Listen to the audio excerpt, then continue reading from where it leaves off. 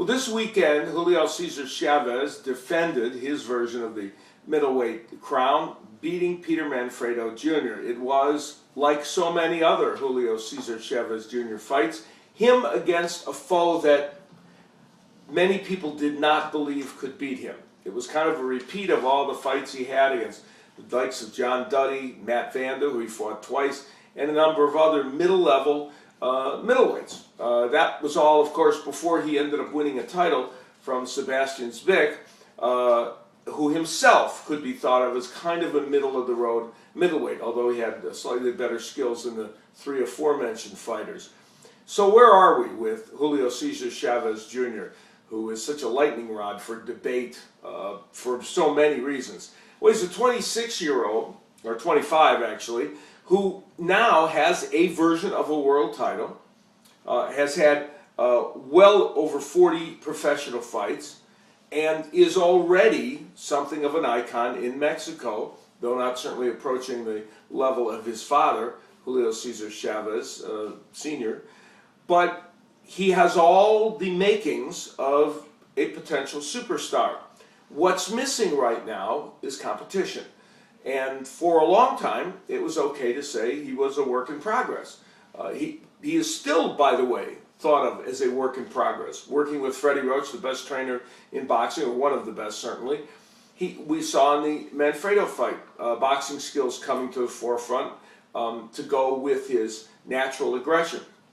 Make no mistake, young Chavez is a very good fighter. He's not a great fighter. Whether he will ever become a great fighter remains to be seen. But being a very good fighter is, well, very good. But to be a very good fighter and to have a championship means when you're in your mid-20s and you've had over 40 fights, you have to fight somebody of note. I'm not suggesting he has to fight Sergio Martinez in his next fight, though that would be nice. He has to fight someone of note. I made a list, and any of these people I think are acceptable to boxing fans. Mark Antonio Rubio, a fight they could probably easily make. IBF champ Daniel Gale, the Englishman. Dmitry Pirog, the WBO titleist. Felix Sturm, who's got the WBA crown. Matthew Macklin, the very exciting British fighter who now is trying to fight Sturm again. That would be a tremendous match between him and Julio Cesar Chavez Jr. It would be an all-out brawl. And how about Daniel Jacobs, who lost to Pirog, who is another American middleweight, who may or may not be as good as we thought he was.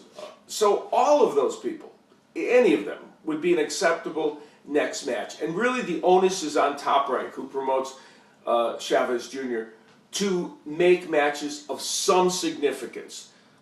There's no question that he's probably not ready for Sergio Martinez. Maybe he will never be.